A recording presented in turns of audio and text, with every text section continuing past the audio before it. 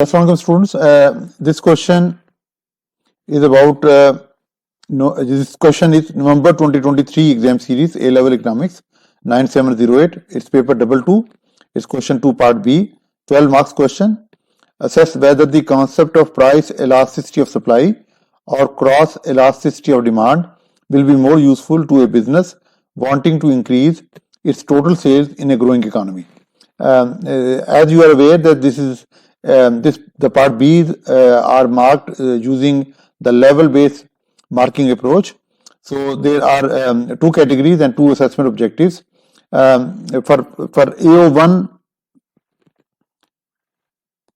AO1 and AO2 there are 8 marks, and for AO3 there are 4 marks. AO1, as you are aware, is knowledge understanding, AO2 is analysis, and AO3 is evaluation. Now, if we look at the further division of these 12 marks, so there is a concept of price elasticity of supply.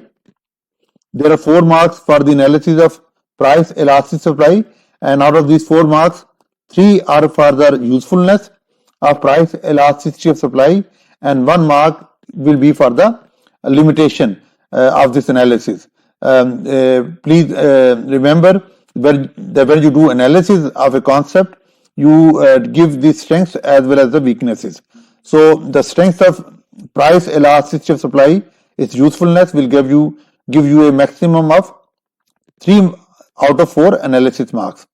So we then look at this cross elasticity of demand. Again, analysis of this would be of 4 marks.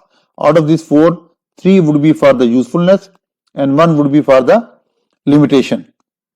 And then there are 4 marks for evaluation, and that evaluation is that which concept is more useful.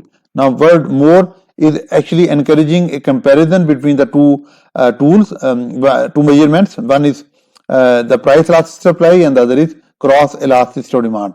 So the comparison between these two would give you a 3 marks plus 1 mark for the conclusion. So 4 evaluation marks would be divided like this. So if you look at this mark distribution, 3 marks for the usefulness of PES, 1 mark for its limitation, 3 marks for the usefulness of cross elasticity of demand, and 1 mark would be for the limitation.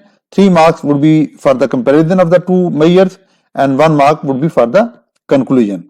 And remember, the question says wanting to increase a business, that is wanting to increase sales in a growing economy. Unless you answer the question in the context of a growing economy, you cannot get a higher level. If you get in AO1 and AO2, if you get level 1, you get either 1 mark or 2 marks. If you get level 2, you get 4, 3, 4 or 5 marks. And if you are awarded level 3, you get either 6, 7 or 8 marks. So examiners, while giving you the marks, will first decide the level you are going to get, and then then the marks. So if you get a middle level, so you will get 4 marks. If you get middle level 2, you get 4 marks. If you get top level 3, you get 8 marks. And if you get bottom level 2, you get only 3 marks. And again, levels are awarded for evaluation as well. For level 1, you get either 1 or 2 marks, and for level 2, you get 3 or 4 marks.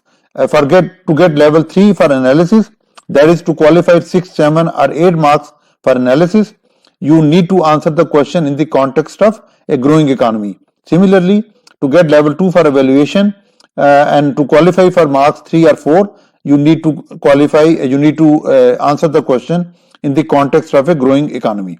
Now we go to the first stage, and the first stage we do the analysis of price elasticity of supply. And as I said, there are 3 marks for the usefulness and 1 mark for the limitation. So PES, it reflects the ability of a firm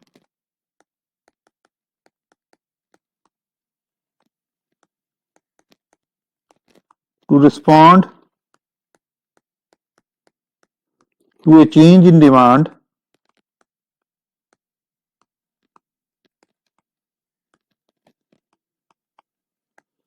or price of its products. So what is PES? PES is the degree of responsiveness of supply to a change in price of the product.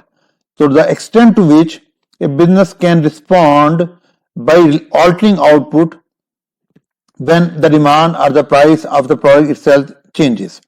So it is basically it measures the response, it measures the extent to which a business can change its supply when the price or the demand, I'm not writing or the demand, but you should understand when demand changes, it causes a change in price. So when the price of the product changes. Now, what is the usefulness? Now, there is knowledge actually. This knowledge part, we have not done analysis and any analysis so far. This knowledge part. Now, what is the usefulness of this knowledge? If as a businessman, I'm aware the extent to which I can change my supply when price changes, what is the usefulness? So it helps businesses. It helps businesses decide on the stock level a firm may keep more stocks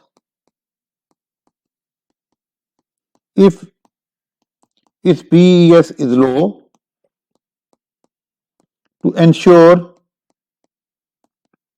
that it can meet changes in demand quickly or instantly. So that is one usefulness of PES, that it helps businesses decide on the stock level. If I know that PES is low and I will need a lot of time in responding to a price or demand change, I need to have stocks with me so that whenever demand changes or when demand rises, I can instantly, now this word is important, instantly means in less period of time, and that is actually price elasticity of supply. A price of supply does not measure the quantity, it measures the time you take in bringing the quantity into the market. So when you are in a better position or when you are in a position to quickly bring the supply into the market, PES is in that case high. But in case it is low, the firm can compensate this by having a high stock level. PES also helps. It helps businesses to decide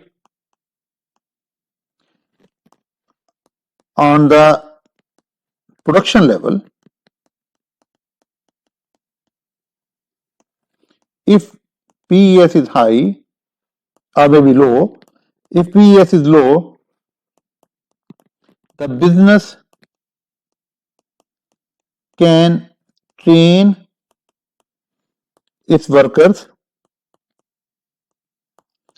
improve communication and coordination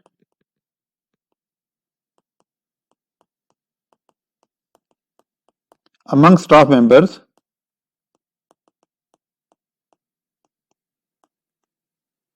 and with suppliers as well.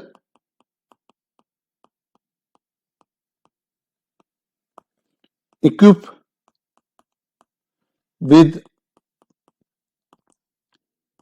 the firm with time-saving technologies. Now, what I'm trying to write here. Now, another benefit of PES for the businesses. In case business identifies that the PES is low, the business can allocate more resources for training its workers, for improving the communication and coordination between different staff members and different departments of the company, and also with the suppliers, and also equip the firm with time-saving technology. Now, what will happen? When workers are trained, And when there is a better coordination of workers of different departments, and there is better coordination of workers with the suppliers, in that case, any requirement of the business can easily be identified, can quickly be identified, communicated to the others for necessary action. For example, production department needs some raw materials, and finance department needs to give funding for that, and the supplier and the department which is responsible for placing the order is also on board. So what happens? Production department identifies that there is a shortage or a requirement of a certain part of the product, a certain raw materials. There is a requirement for that. They pass it on to the finance department. Finance department immediately approves it, and then that goes to the person, the procurement manager. Now he places the order to the supplier, and the supplier is on board as well, and supplier quickly provides that product to the firm. Now if this all is happening in a coordinated and effective manner, the placement of the order, the identification of the requirement, and the delivery of the product to be used in the production process, the duration of these two events, the gap between these two events will reduce. If there is poor communication and poor coordination, the needs may not be identified on time, may not be communicated on time, the fund may not be arranged properly, the orders may be delayed, and of course deliveries may be delayed, and in that case the problem of low PES can be devastating for the survival of the business. So in case you want your business to continue operating in an efficient manner, there should be an emphasis on the training of workers, on their communication and coordination, and on the use of technology which saves time. All this will actually neutralize the drawbacks of low PES. So there is another usefulness. Now we cannot get full 3 marks unless we answer this question in the context of a growing economy. So we need to mention that as well. In a growing economy,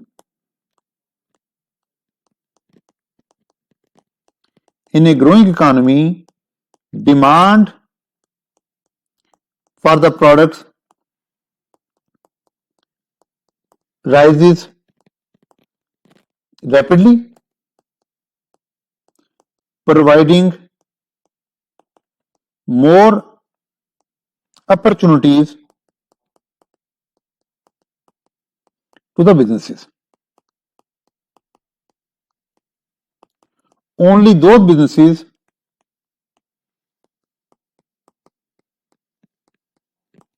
which know about their PES are better positioned to take advantage of these opportunities. So we have now secured of these opportunities. Now we have now secured 3 marks out of 4 analysis mark.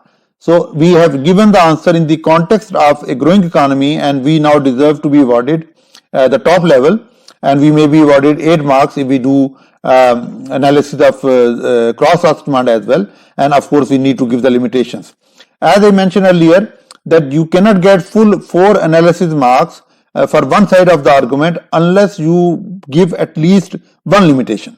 So we now, up for these 3 paragraphs, we can safely get 3 out of 4 analysis marks. Now we talk about the limitation. However, PES is just an estimate, and it may not be a reliable number, particularly when economy is growing and things are changing rapidly.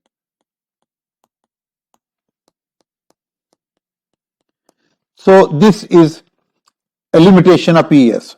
The PES is an estimate number we have used some data, and we have used some data from past numbers and calculated or estimated the PES.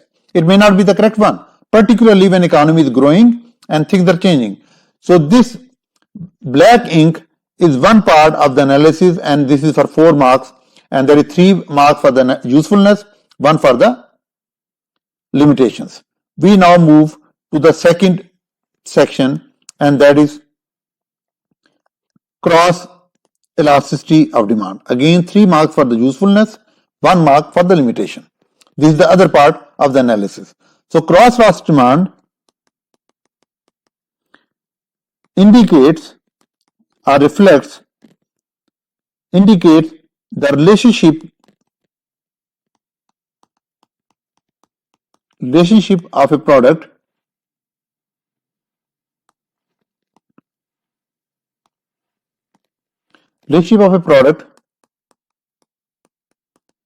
with other products. It helps businesses identify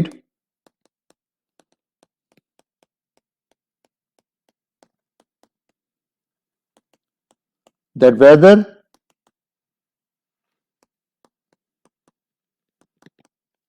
the product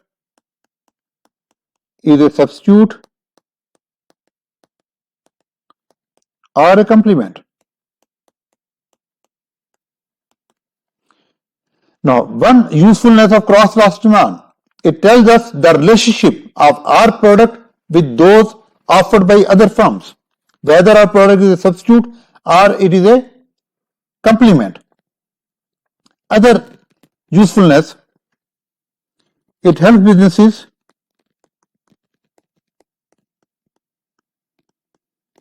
determine the extent to which they should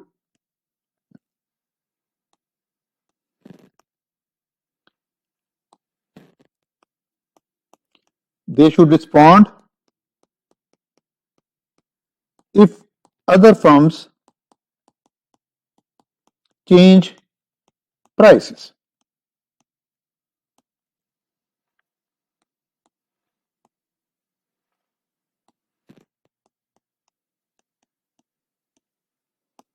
Yes. So what should I do? What should I do if another firm changes the price? If they raise the price and my product is a substitute of that product, probably I should also raise the price, or should I leave it unchanged? Or if they raise the price by 10%, should I raise by 5%?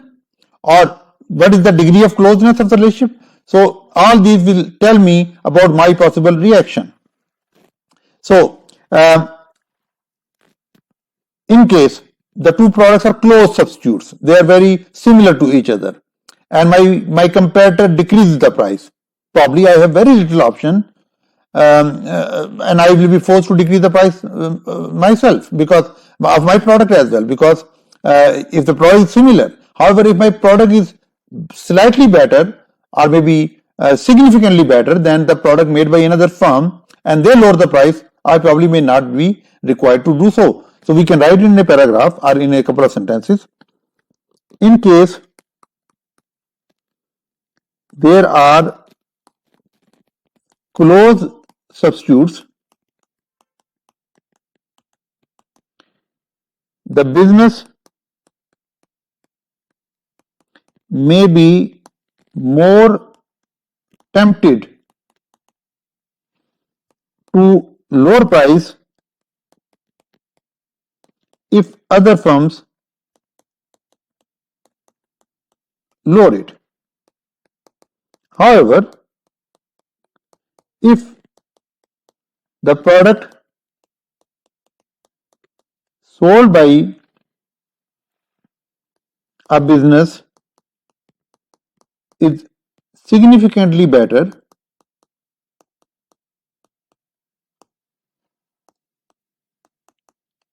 than that of another firm,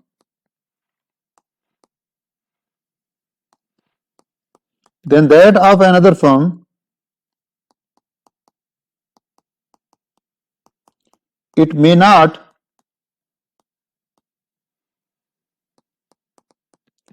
lower the price even if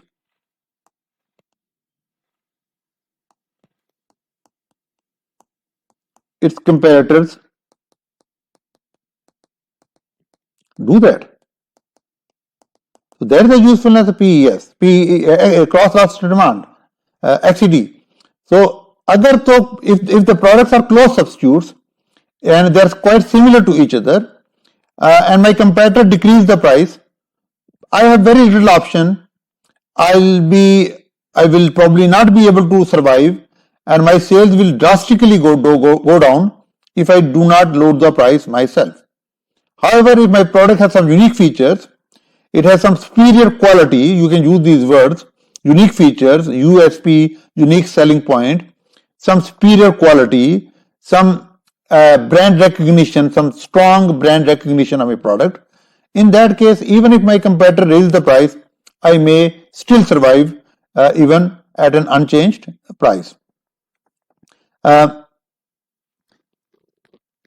Again, growing economy, but we need to say a word or two about complements as well. So, a business should also keep an eye on the prices and availability of complementary goods.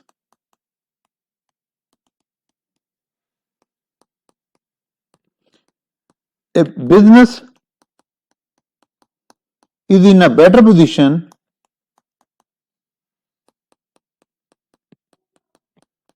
to charge a high price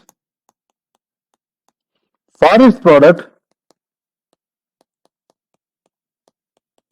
if complements are easily available and at lower affordable prices. So it is very important. Like for Cambridge International, it's very important that they keep an eye on the number of schools offering A-level qualification in Lahore, because more schools offering A-level qualifications and more accessible A-level education to the students of Lahore is more business Cambridge International is going to get. So it's very important that I do not only keep an eye as a business person, I do not only keep an eye on my substitutes or on my competitors, I also keep an eye and also look at the prices of goods which are complementary goods. We now need to give two more things to get 4 marks, and that is context of the growing economy and of course a limitation. So we now talk about a growing economy. In a growing economy,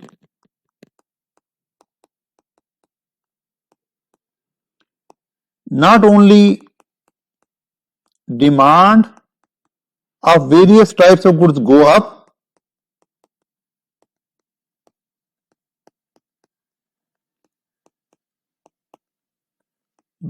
but new firms also enter. This may have an impact on cross-asset demand and on the strategies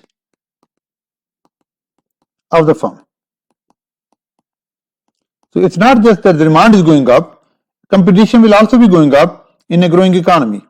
And now we now give an estimate, the limitation. The limitation of cross-asset demand.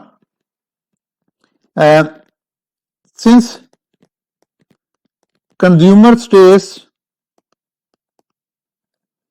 and preferences as well as the strategies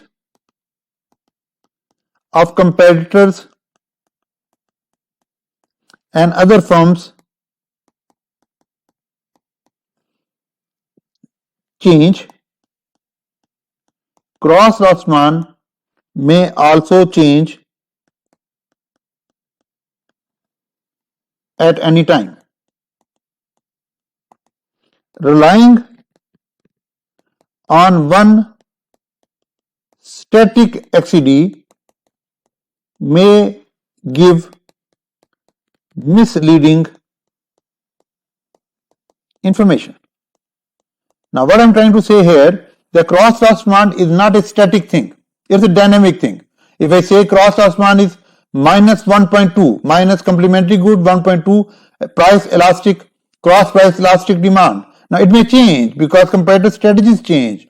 It may change because consumer tastes and preferences change. So, cross-loss demand is dynamic. So, if I exclusively rely only on one estimate or only on one number of cross elasticity of demand, I may be getting misleading, incorrect, inaccurate information. Now that is 4 plus 4, and this is enough for top level 2, actually slightly more than enough for top level 2, 8 out of 8 marks. We now move on to the third section, and that is evaluation.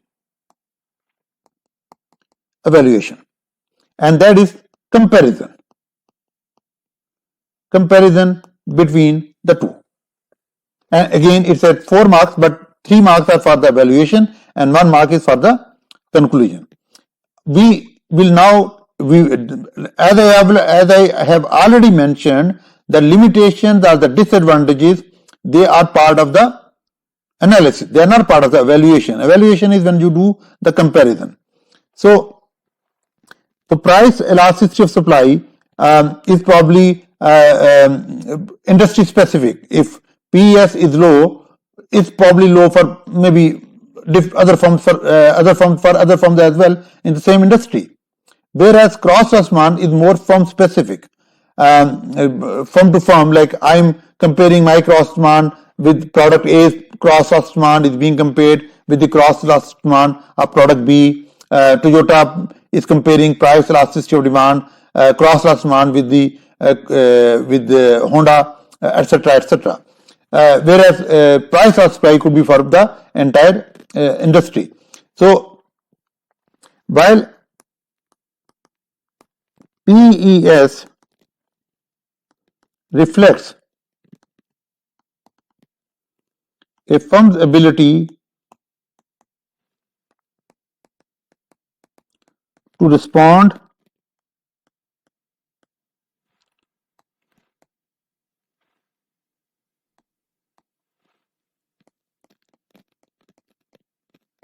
to a change in its own price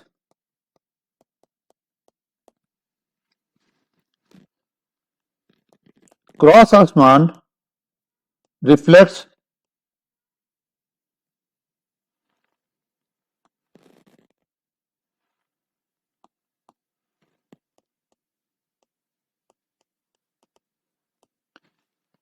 the ability to respond to a change in prices by other firms.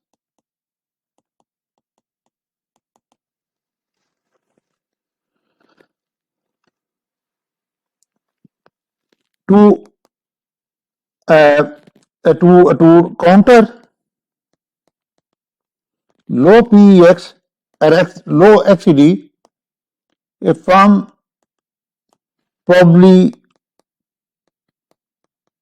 needs to spend more money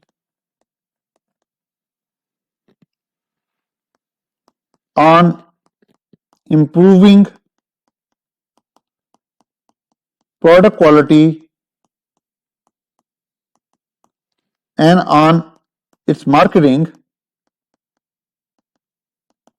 to counter low PES.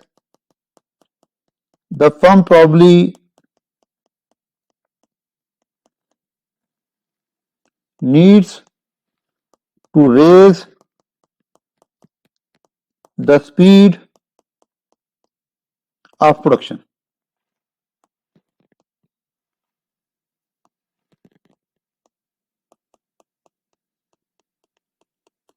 Now, so if if cross-source demand low, if the business identifies that cross-source demand is low, meaning it's a weak substitute, it's probably plus 0.0, plus 0.5, plus 0.8, plus 0.6, that is less than 1.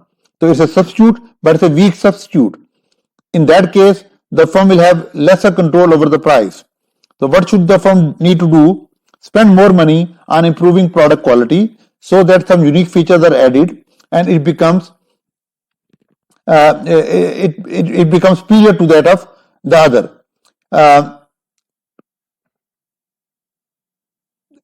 In that case, actually I should write to counter high cross-source demand. I should actually write over here to counter high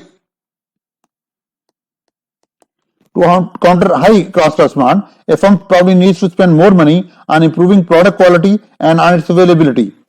And to counter low price cross demand, we talk about that later. So to counter high cross demand, if cross demand is plus 1.5, it means our products are a very good substitute and a close substitute. In that case, if my competitor raises the price, I will lose a lot of sales. So if it lowers the price, I will lose a lot of sales. So even my competitor lower the price and I still can keep my sales intact. In that case, I need to reduce the cross demand. I need to make my product a weaker substitute of my competitor good. I need to claim that my product is not a replica of the product made by my competitor. So even though they are charging a low price, consumers should still buy my product. So in that case, I need to invest more money on improving my product quality and on its marketing so that my consumers are not only convinced, not only the quality of my product is improved, my consumers are also convinced that my product is superior to that of the competitor, and they may buy my product even when I charge a high price than that of my competitor. And for price elastic supply, the last line says that I need to invest in technology, in machinery, in equipment, in workers training, that they enhance the speed of production and I can more instantly meet the increased supply and take advantage of the opportunities which are there in the growing economy. Lowering cross demand and raising price of supply enable the business to take advantage of the company, take advantage of the opportunities a growing economy offers. However, price of supply is of little use to farmers who produce perishable goods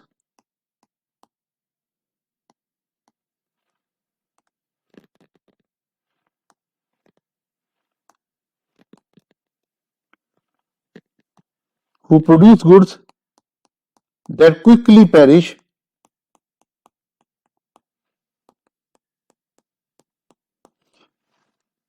However, PES is of little use to farmers who produce goods that quickly perish and have low PES. An ordinary farmer is not going to benefit much when he knows that PES of his product is low, because he can't do much about raising it. He doesn't have resources that he goes for a warehouse facility or refrigeration facility. He doesn't have that kind of resources. So in that case, PES would be of limited use. Now we move to the conclusion part and then we conclude the answer. So the conclusion must be at the end, and that is 1 mark conclusion. The business should also consider using income elastic demand, as it is probably more useful in a growing economy,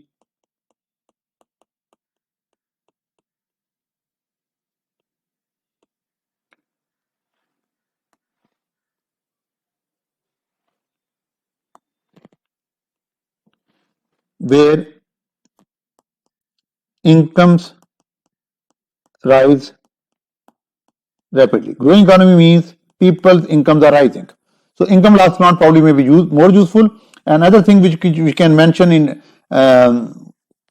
conclusion, that both PES and XCD's cross Asman are estimates and based on past data. For a growing economy,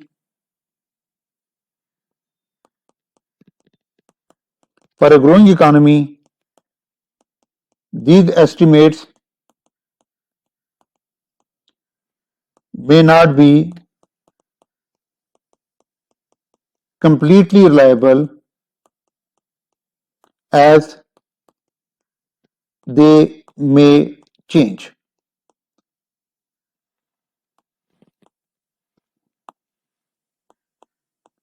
So that concludes my discussion on this question, and this question was